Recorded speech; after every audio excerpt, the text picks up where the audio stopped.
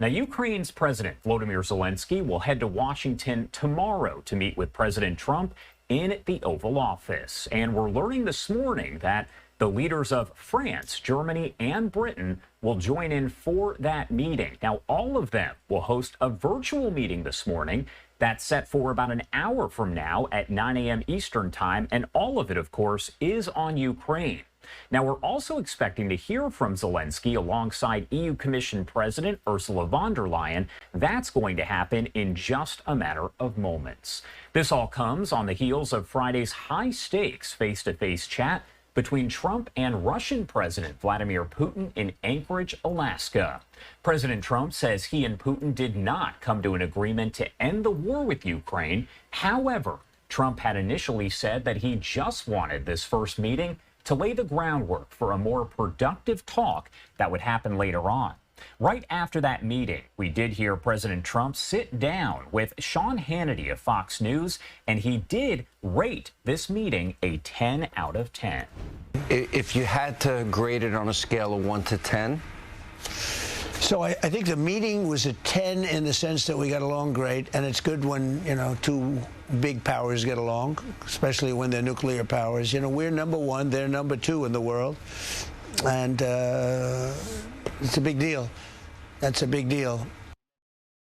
All right, so that was a portion there of the comments made by President Trump as he sat down with Sean Hannity, again, right after that meeting with Putin. This is some of the video backstage of the news conference that will play for you a little bit later on this morning. Fairly brief, but Trump and Putin joined each other on stage and had a lot to say. Putin did express that Russia is not interested in a temporary truce, but is instead seeking a long-term settlement that takes Moscow's interests into account. And in a post on Truth Social, President Trump explained that Russia and Ukraine will not just have a mere ceasefire, but rather a quote-unquote peace agreement. There is so much to discuss here, so I do want to bring in Mark Chandler, a friend of the show, Director of Government Relations at Coastal Carolina University and Professor of Practice, also a former senior defense intelligence official. Thank you so much, Mark, as always, for taking the time to join us and help to break down all of this here. Good morning, Josh. You're welcome, and I'm glad to be here. Good morning. Well, first off, I do want to ask you about tomorrow's visit, because we know there was that high-stakes meeting between Presidents Trump and Putin on Friday in Alaska, and now Zelenskyy is going to head to the White House, the Oval Office, to meet with Trump. This is just months after we did see that confrontational situation kind of play out between them in the Oval Office. What can we expect from that meeting tomorrow? Well, Josh, hopefully we're not going to see the fireworks we saw a few months ago. If we start the meeting off like that, it's going to go downhill rapidly. But this one's hard to forecast because, you look at how things have evolved. But I think when we start to see how tomorrow's going to play out, one, it's important. And I think it's a good message that Zelensky's coming to Washington, that the president has asked him to come there and talk directly with him after those meetings. So I can say right now, though, that today's meeting in Europe, and they call it the Coalition of the Willing, several European nations led by UK, France, and Germany are hosting Zelenskyy to talk about the Friday meeting and as a prelude to tomorrow's meeting. Right now, the two sides, and the two sides being the United States, Europe, and Ukraine, they're not on the same sheet of music based on Friday's meeting. And I say that because things have changed in just 1 week from what the United States and all those European allies agreed to a week ago about starting with a ceasefire. So I think it's important for your viewers to watch today and see the messaging that comes out of that meeting in Europe today.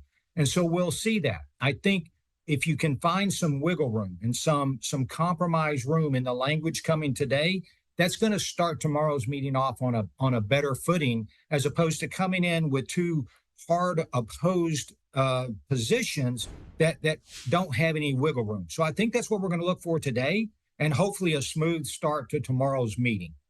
And I want to get your take as we're talking about tomorrow's meeting on the relationship between President Trump and Zelenskyy, how it's kind of changed here over the past several months. Again, we're talking about that confrontation, very heated, that took place a few months ago in the Oval Office. How has their relationship changed over the time since then? Well, I would say from a few months ago, and I would characterize a few months ago as we were pretty much at rock bottom on a relationship between two leaders that are pivotal to this. It has matured. This relationship has matured. And I think it's matured from the position of a mutual understanding. You have to realize that when they had that meeting in the Oval Office, and number one, Zelenskyy never should have called out the president in his house in such a public way. That they can have those type of harsh discussions, but those need to be in private. Behind closed doors. And, you know, you have that harsh discussion, but not from a position of, listen, I'm at war. You don't understand what's going on, from the Zelenskyy approach and the hard approach that both Vance and President Trump took of, listen, you've taken advantage of the United States for years. We're tired of it. You know, you need to do something to give. So those were two opposed positions played out publicly. I think they've matured that. Matter of fact, when you look at what's happened in the ensuing months, President Zelenskyy and President Trump have talked frequently on the phone. They have met on the sidelines of some events and meetings inside Europe. So when you look at that, I think the two have created kind of a mutual understanding. I wouldn't say that they're close friends, but they created a mutual respect and understanding of one another and their positions.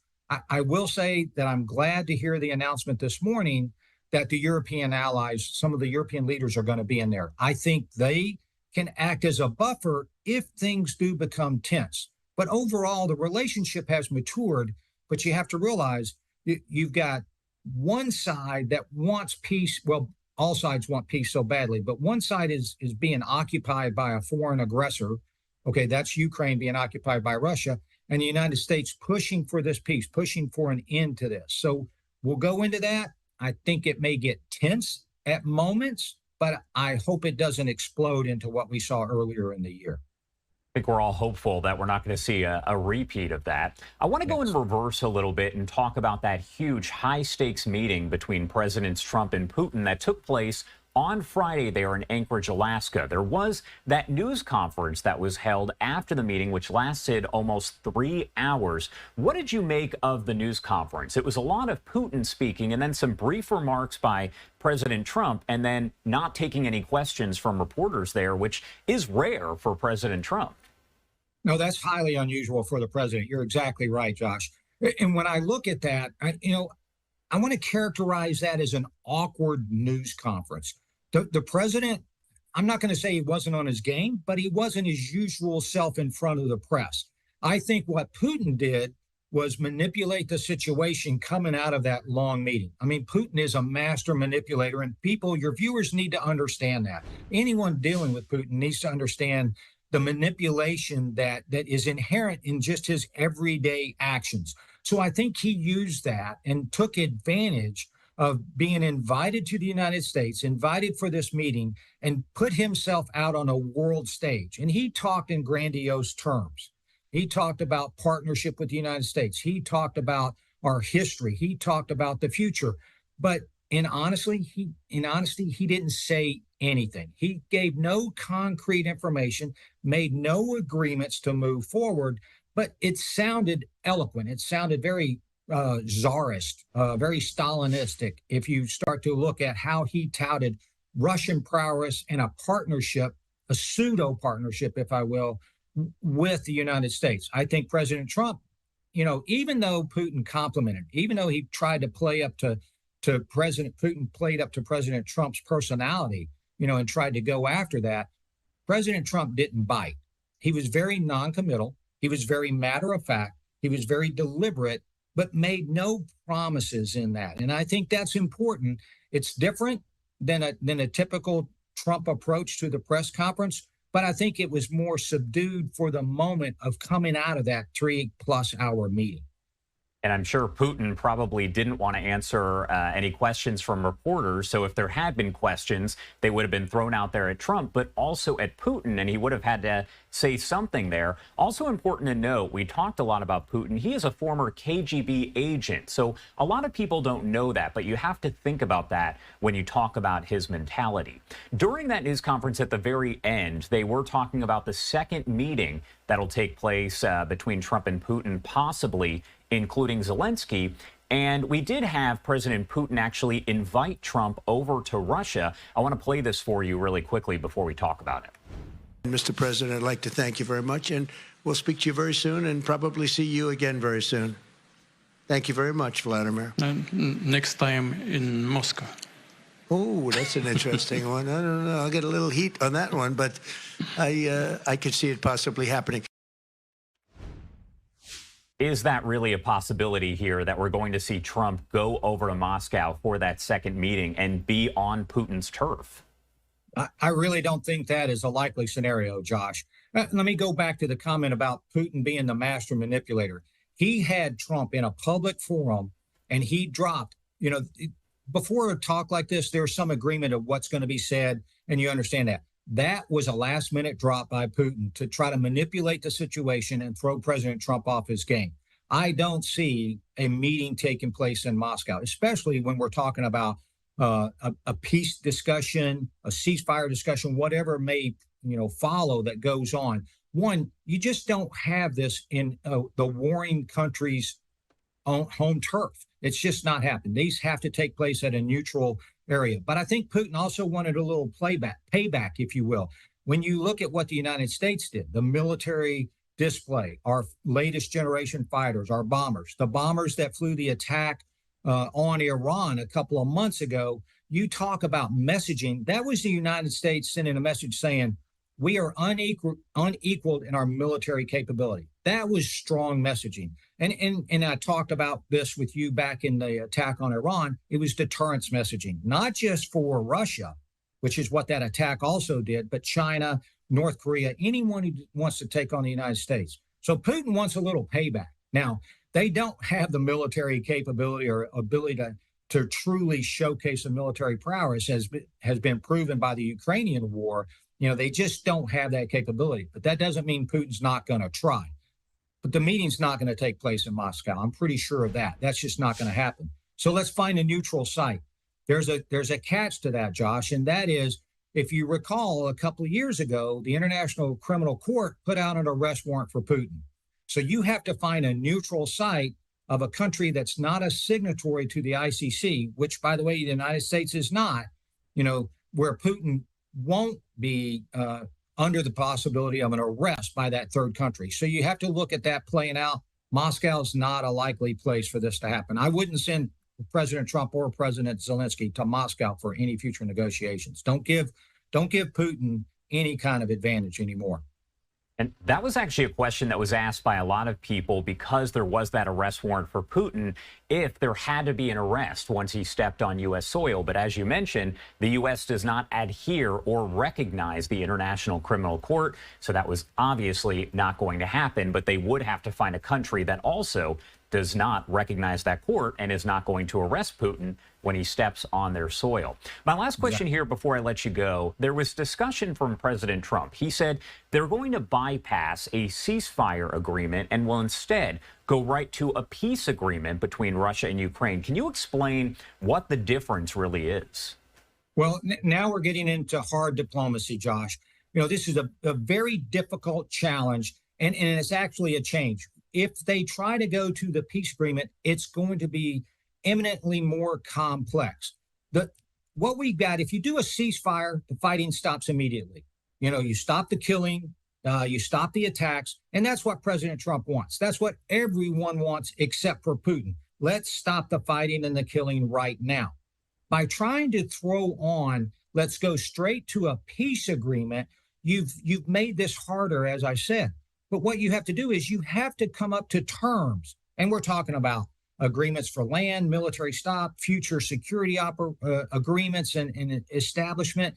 You throw all of that in there. What this does is, and Putin played this well, is it gives Russia time to continue its attack, continue its killing, and try to gain more tactical advantage and military advantage for any future talks. You know, Russia wants all the land it occupies. Actually, it wants more than the land it's military occupying right now. So when you look at that, if they grab more each time they gain 1 or 2 kilometers or 10 kilometers of Ukrainian territory, that's what they get in a peace agreement. So it's eminently harder to do this.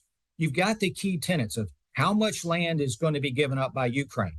And I have to say, there's going to be some land, but if we go back hundreds of years, you got to realize the borders in Europe have changed tremendously over hundreds of years through wars and empires and different aspects taking place in that history. So that's going to change. How do you get a security force in there? The Europeans have to step up to the table and be able to stop where Russia's advancing militarily right now. And then strategically, and I always talk to you about thinking strategically, how do you stop Putin's future aggression? And there will be future aggression. I think the NATO countries are learning from World War II and Neville Chamberlain's, disastrous agreement with Hitler over the Sudetenland. When you look at that, they don't want a repeat of appeasing Putin now and then him having future aggression, which will lead to, Josh, a larger war and potential U.S. involvement in the future. Let's stop this now. But going to that peace agreement, and I apologize for running long, going to that peace agreement is eminently harder to reach a deal, and Putin knows that. And so right now it's advantage Putin. Hopefully the European powers and the U.S. can come to some agreement and push back hard on that. All right. Mark Chandler, as always, thank you so much for taking the time to join us. A lot to discuss here and a lot to break down, so we definitely appreciate it. Anything else that we missed? Anything you want to add here before I let you go? Josh, it's just difficult. I think the next 24 to 48 hours of public discussion and private discussion, and the U.S. has been relatively quiet now, about what they're going to talk about tomorrow, that's going to play out. Right now, we need to kind of reestablish, the West needs to reestablish it's a position over Putin. Right now, I'm going to give him the advantage leading into negotiations. We need to come up with a firm agreement and a solidified approach from the West to that. And then finally, if I could, Josh, completely off topic, if you don't mind, usually we talk about the Middle East and that. I just want to put a shameless plug in for a book I wrote based on your interviews with me, over 80 interviews that we did on the Israel-Hamas war. In looking at that and the complexities there, while the complexities are significant in the Middle East, I think you can look at how things are shaping out in Russia and Ukraine and talk about the same complexities. And my goal with that book was to really make the complex comprehensible as you dug into those very complex questions, which I appreciate greatly. And I mean, that's a shameless plug for me as well, because I'm included in the book. So there you go. Mark Chandler, thank you so much for taking the time to join us here. We appreciate it as always. Josh, my pleasure. And hopefully we've added a little bit of understanding to this complex situation. For sure. You always do. Thank you so much. Thank you.